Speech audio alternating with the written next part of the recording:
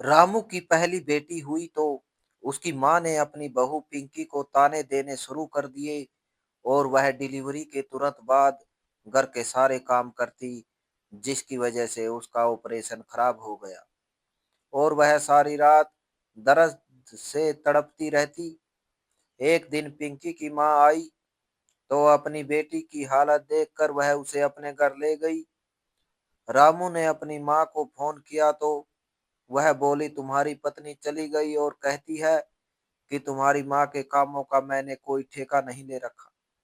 यह सुनकर रामू आग बबूला होकर सीधा अपने ससुराल गया और सामने का दृश्य देखकर उसकी आत्मा कांप उठी, क्योंकि उठ जाओ महारानी, सबके लिए नाश्ता बनाओ। दोनों धोने वाले कपड़ों का ढेर लगा पड़ा है और तुम्हें किसी बात का होश ही नहीं है। बेटी पैदा की है, किसी पर कोई एहसान नहीं किया। ऐसी नाजुक बनकर बैठी हो जैसे ना जाने कितने बेटों को जन्म दे दिया हो। हमारी तरफ से साफ बात है, बेटी पैदा करने के बाद हम तुम्हारे नखरे नहीं उठाएंगे। पिंकी अपनी नन्ही सी बच्ची को सुलाकर अभी लेटने ही लगी थी कि रेशमा जी उसके सर पर आकर खड़ी हो गई। उनकी आवाज में कठोरता और स्वर में नाराजगी साफ झलक रही थी। दोपहर के 1:30 बज रहे थे और जून की तपती गर्मी थी। कमरे में पंखा चलने के बाद भी भारी उमस महसूस हो रही थी। पिंकी का शरीर अभी तक कमजोरी से कांप रहा था। वह सारी रात बच्ची को संभालती रही थी और थोड़ी देर के लिए उसकी आंख लगने ही लगी थी कि सासू माँ की आवाज ने उसे चौंका दिया। माँ का व्यवहार शुरू से ऐसा नहीं था। जब से उन्हें पता चला था कि पिंकी माँ बनने वाली है, वह उसका बहुत ख्याल रखती थी, उसे अच्छा खाना देती थी और बार बार पूछती थी कि उसे किसी चीज की जरूरत तो नहीं। वह अक्सर कहती थी कि इस बार हमारे घर में कुलदीपक आएगा। वह बड़े गर्व से मोहल्ले की औरतों को बताती थी कि उनके बेटे की पहली संतान बेटा ही होगी। मगर जब किस्मत ने उन्हें पोती दी तो उनका व्यवहार पूरी तरह बदल गया। पिंकी ने उस दिन भी माँ को कुछ नहीं कहा। उसने मन में सोचा कि शायद समय के साथ उनका दिल नरम हो जाएगा। आखिर यह बच्ची भी तो इन्हीं के वश का हिस्सा है। वह कब तक इसे अनदेखा करेगी? कभी ना कभी तो उनका दिल मान ही जाएगा। रामू की छुट्टियां बहुत कम थी। पिंकी की डिलीवरी के 4-5 दिन में ही उसे वापस नौकरी पर जाना पड़ गया था। जाते समय उसने पिंकी को बहुत तसल्ली दी थी और उसके सिर पर हाथ रखकर कहा था कि बस कुछ ही महीनों की बात है, फिर वह दोबारा आ जाएगा। मगर उसके जाने के बाद घर का माहौल बिल्कुल बदल गया।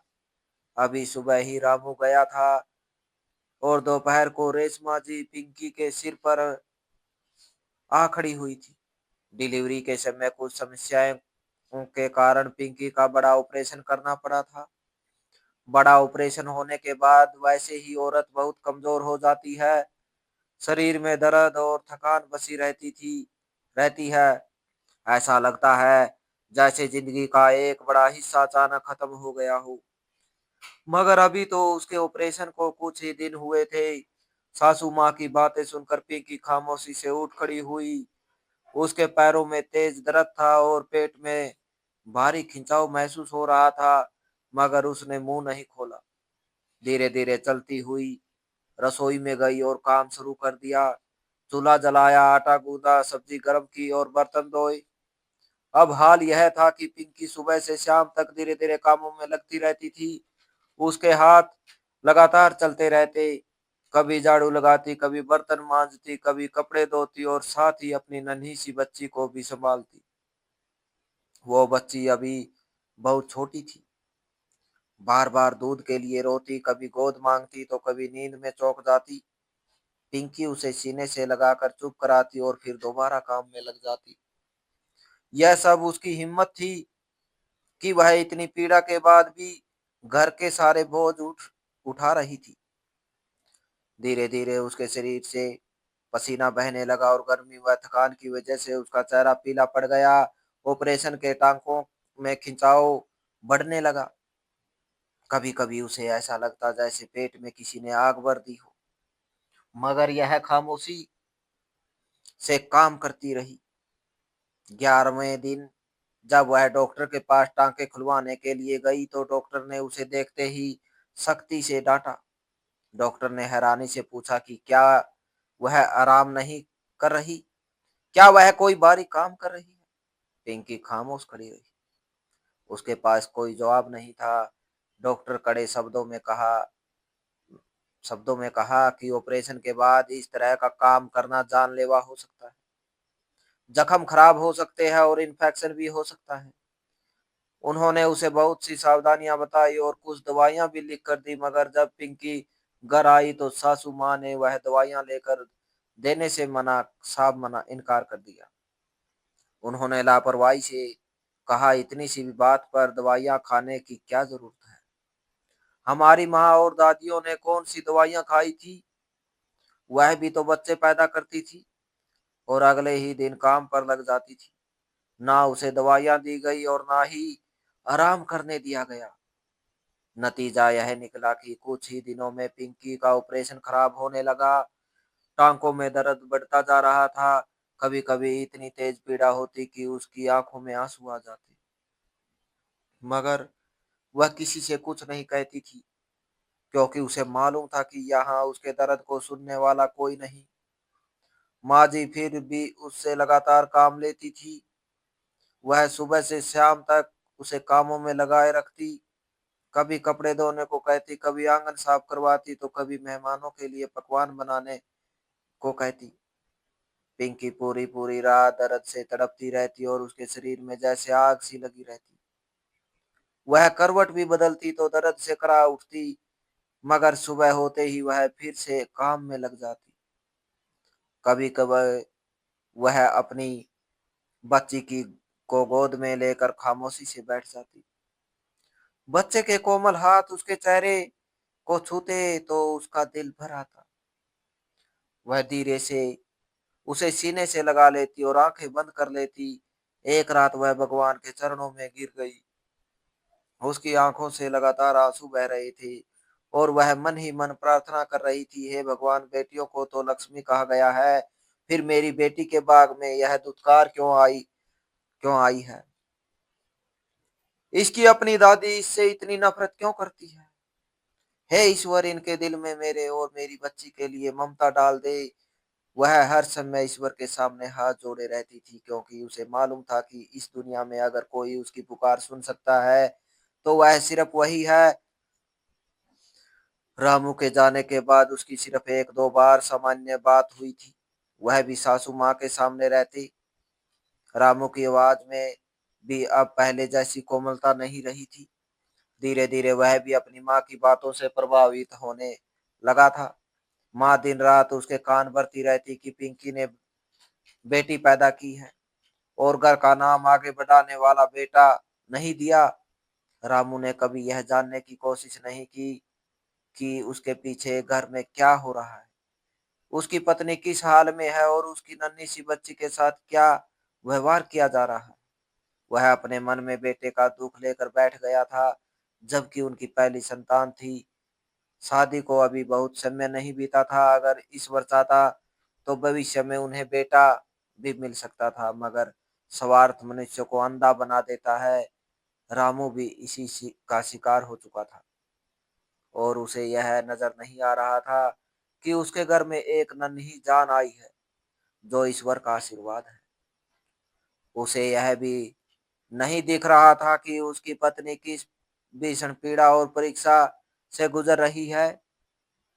पिंकी फिर भी सब्र किए जा रही थी। वह हर दिन ईश्वर से यही प्रार्थना करती कि एक दिन जरूर आएगा जब सबको अपनी गलती का एहसास होगा। एक दिन जरूर आएगा जब उसकी बेटी को भी प्यार मिलेगा। अगले कई सप्ताह भी पिंकी के लिए इसी यातना में गुजरने लगे।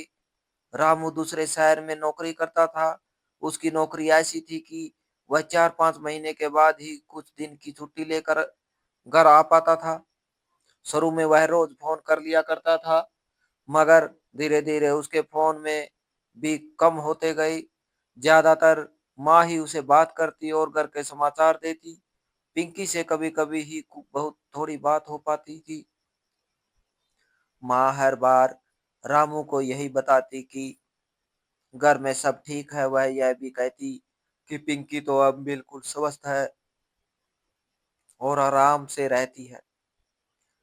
रामू को भी कभी संदेह नहीं हुआ क्योंकि वह दूर था और माँ की बात पर विश्वास करना उसके लिए स्वाभाविक था। उसे क्या पता था कि उसकी अनुपस्थिति में उसकी पत्नी किस नरक से गुजर रही है। मगर वास्तविकता कुछ और ही थी। माँ ने पिंकी की जिंदगी बिल्कुल बोझल कर दी थी। सुबह उजाला होने से पहले ही उसे जगा दिया जाता। आंगन साफ करो, कपड़े धो, बर्तन मांजो, दोपहर का खाना बनाओ। शाम को दोबारा वही काम। उसके शरीर में अभी तक शक्ति वापस नहीं आई थी। मगर उसकी व्यवस्था यह थी कि वह खामोशी से सब सह रही थी। ऑपरेशन के घाव अंदर ही अंदर सड़ चुके थे। कभी कभी दर्द इतना बढ़ जाता कि उसे ऐसा लगता जैसे पेट के अंदर किसी ने अंगारी जला दी हो। वह दीवार का सहारा लेकर खड़ी रहती और आंखें बंद करके अपनी सांसें संभालती। मगर सासू माँ को उसकी पीड़ा से कोई फर्क नहीं पड़ता था। उनके लिए बेटी को जन्म देने वाली बहू किसी सहानुभूति की अधिकार नहीं रखती थी। रात को जब सब सो जाते तो पिंकी अपनी बच्ची को सीने से लगाकर लेट जाती। बच्ची का मासूम चेहरा देखकर उसके मन में एक अजीब साहस पैदा होता। वह सोचती कि अगर उसने हिम्मत हार दी तो इस नन्ही जान का क्या होगा। वह खामोशी से आंसू पोंछ लेती और मन में ईश्वर का नाम लेकर खुद को संभाल लेती। इसी तरह दिन गुजरते गए। एक दिन सुबह से ही पिंकी की तबीयत बहुत खराब थी। उसके पेट में तेज दर्द हो रहा था और शरीर में बुखार महसूस हो रहा था। मगर माँ ने हमेशा की तरह उसे कामों की लंबी सूची थमा दी। पहले कपड़े धोए गए, फिर आंगन में झाड़ू लगाई गई और उसके बाद रसोई में जाकर भोजन तैयार किया गया। गर्मी अपने चरम पर थी और रसोई के अंदर चूल्हे की गर्मी अलग थी। काम करते करते अचानक उसकी आंखों के आगे अंधेरा छा गया और उसे लगा जैसे जमीन घूम रही हो। उसने दीवार पकड़ने की कोशिश की मगर हाथ फिसल गया और वह जमीन पर जा गिरी। दर्द की एक तेज लहर उसके शरीर में दौड़ गई। वह उठने का प्रयास करती रही मगर उसके हाथ पांव में जैसे जान ही नहीं रही थी। बच्ची की हल्की सी रोने की आवाज कमरे में से आ रही थी मगर पिंकी उस तक पहुंचने की हिम्मत नहीं जुटा पा रही थी। सासू माँ ने जब रसोई में आकर उसे जमीन पर पड़ा देखा तो झुंझुलवा कर बोली, अब यह नया नाटक शुरू हो गया है। जरा सा काम किया नहीं जाता और फौरन बीमार बन जाती हो। उठो और जाकर बच्ची को संभालो। मगर पिंकी सच में उठने के लायक नहीं थी। उसकी आंखों से आंसू बह रहे थे और होठ कांप रही थी। उसी समय दरवाजे पर दस्तक हुई और माँ जी ने मुंह बनाते हुए जाकर दरवाजा खोला। बाहर पिंकी की माँ खड़ी थी। वह अपनी बेटी को देखने आई थी क्योंकि काफी दिनों से उसका मन बेचैन हो रहा था। जब वह अंदर आई और उन्होंने अपनी बेटी को जमीन पर गिरे हुए देखा तो उनके कदम वहीं रुक गई। पिंकी का चेहरा पीला पड़ चुका था, आंखें धंस गई थी और शरीर कमजोरी से कांप रहा था। माँ के दिल पर जैसे किसी ने हथौड़ा मार दिया हो। वह तेजी से उसके पास आई और उसे सहारा देकर उठाया। पिंकी अपनी माँ को देखते ही बच्चों की तरह रोने लगी। उसकी आवाज में इतना दर्द था कि सुनने वाले का कलेजा कांप जाए। माँ ने उसके पेट के पास से कपड़ा हटाया तो घाव की हालत देखकर उनकी आंखें फटी की फटी रह गई। घाव सूज चुका था और लाली फैल रही थी। उन्होंने क्रोध और दुख से पिंकी की सास की तरफ देखा मगर उस समय बहस करने का समय नहीं था। उन्होंने तुरंत निर्णय लिया कि वह अपनी बेटी को यहाँ एक पल भी नहीं छोड़ेगी। उन्होंने पिंकी को सहारा दिया और बच्ची को गोद में उठाया। कुछ जरूरी चीजें बैग में रखी और बेटी को साथ लेकर अपने घर चल पड़ी। रेशमा जी ने जाते हुए सिर्फ इतना कहा, अगर जा रही है तो जाओ, हमें कोई फर्क नहीं पड़ता। शाम को जब रामू ने हमेशा की तरह फोन किया, तो माँ ने फौरन शिकायतों का पिटारा खोल दिया। उन्होंने नाराजगी से कहा, तुम्हारी पत्नी अपने मायके चली गई है और मुझसे पूछा तक नहीं। कहती है कि मैंने इस बुढ़िया के कामों का कोई ठेका नहीं ले रखा। यह सुनकर रामू का खून खल उठा और उसे लगा जैसे उसके सम्मान को ठेस पहुंचाई गई हो। उसे पिंकी से ऐसी उम्मीद नहीं थी।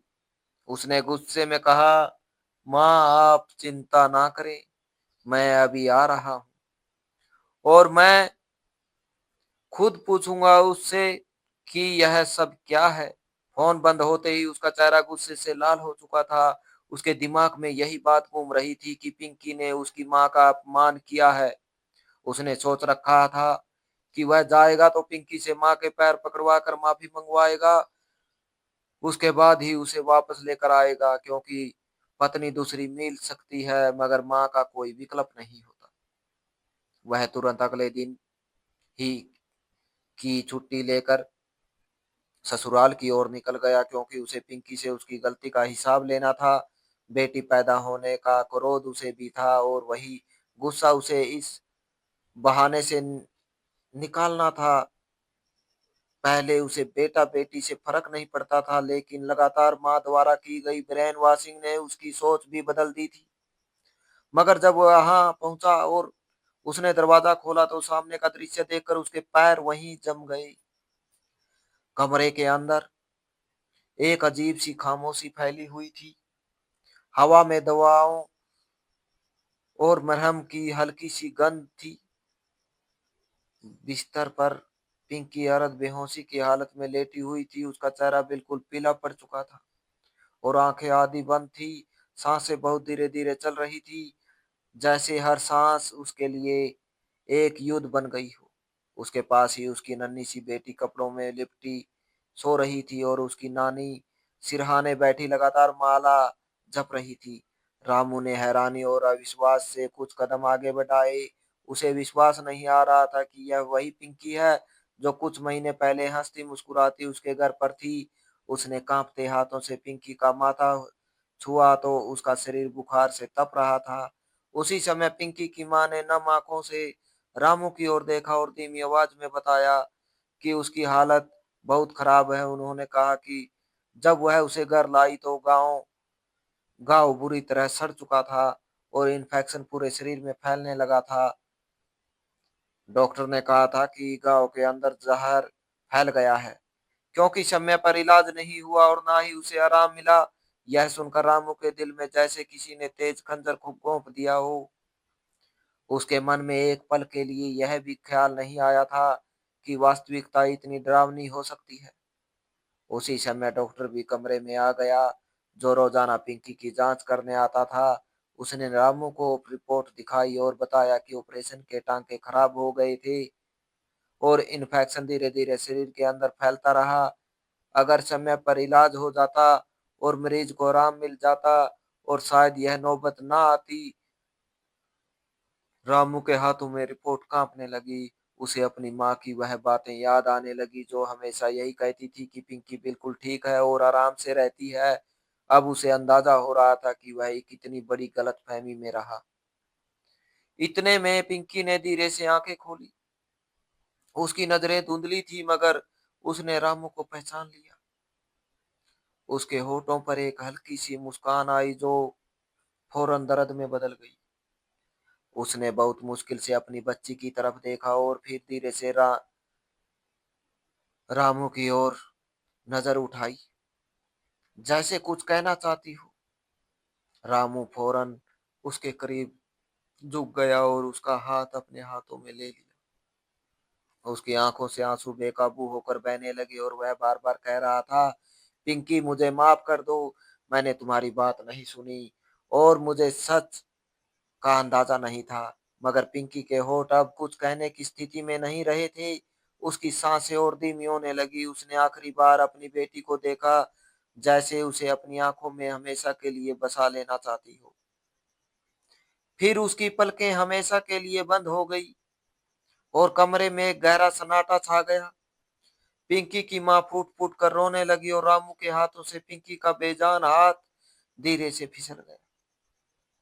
उस पल रामू को महसूस हुआ जैसे उसका पूरा संसार उजड़ गया हो।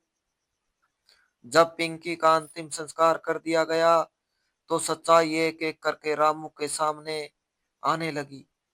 पड़ोस की औरतों ने उसे बताया कि उसकी अनुपस्थिति में उसकी माँ पिंकी से किस तरह काम करवाती थी। उन्होंने यह भी बताया कि बरसों के बाद भी उसे एक दिन का सुख नसीब नहीं हुआ। डॉक्टर की रिपोर्ट्स भी उसके सामने थी, जिनमें साफ लिखा था कि इन्फेक्शन, लापरवाही और लगातार मेहनत करने के कारण फैला। हर बात सुनकर रामू के दिल पर पछतावे का बोझ बढ़ता जा रहा था। उसे महसूस हो रहा था कि उसने अपने जीवन की सबसे बड़ी भूल कर दी है। वह अगर एक बार आकर सच अपनी आंखों से देख लेता, तो शायद आज पिंकी जीवित होती। कुछ दिन बाद वह अपनी माँ के पास भी गया। माँ पहले जैसी मजबूत नहीं रही थी। उनकी आंखों में भी पछतावे की छाया थी, मगर अब बहुत देर हो चुकी थी। रामू ने खामोशी से उन्हें देखा और सिर्फ इतना कहा, आपने मुझसे मेरी जिंदगी छीन ली है। यह कहकर वह वहां से चला गया। माँ दरवाजे पर खड़ी रह गई और उन्हें पहली बार एहसास हुआ कि उन्होंने अपनी जिद और नफरत में अपनी बहू को तो खोया ही, मगर साथ ही अपने बेटे का दिल भी हमेशा के लिए खो दिया है। रामू ने फैसला किया कि वह दोबारा नौकरी पर वापस जाएगा, मगर अपनी बेटी को साथ नहीं ले जाएगा। उसने नन्ही बच्ची को उसकी नानी के हवाले कर दिया, क्योंकि वह जानता था कि वही उसका सच्चा सहारा है। जब वह जाने लगा, तो उसने अपनी बेटी को आखिरी बार गोद में लिया। बच्ची मासूम आंखों से उसका चेहरा देख रही थी और रामू के दिल में एक तूफान उठा हुआ था। उसे महसूस हो रहा था जैसे हर सांस के साथ पिंकी की याद उसके दिल को चीर रही है। वह खामोशी से बच्ची को वापस नानी की गोद में देकर बाहर निकल गया। इसके बाद उसकी जिंदगी एक लंबी सजा बन गई।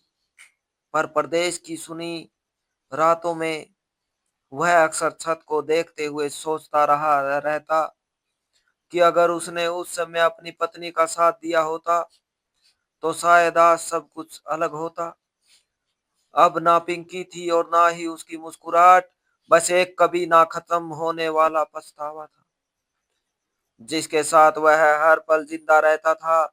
और दूसरी ओर माँ भी अपने नागर के सुनसान कमरों में बैठी यही सोचती रहती थी कि उन्होंने नफरत में आकर अपनी बहू को तो खोया ही, मगर साथ ही अपने बेटे का विश्वास भी हमेशा के लिए खो दिया था। पिंकी के चले जाने के बाद रामू की दुनिया जैसे वीरान हो गई थी। वह वापस प्रदेश तो चला गया, लेकिन वहां की अकेली रातों में उसे अपनी पत्नी की वह धुंधली मुस्कुराहटें और उसकी आखिरी बेबस नजरें सोने नहीं देती थी। उसे हर पल यही महसूस होता कि काश उसने अपनी माँ की बातों पर आंखें बंद करके विश्वास न किया होता, तो आज उसकी दुनिया उजड़ने से बच जाती।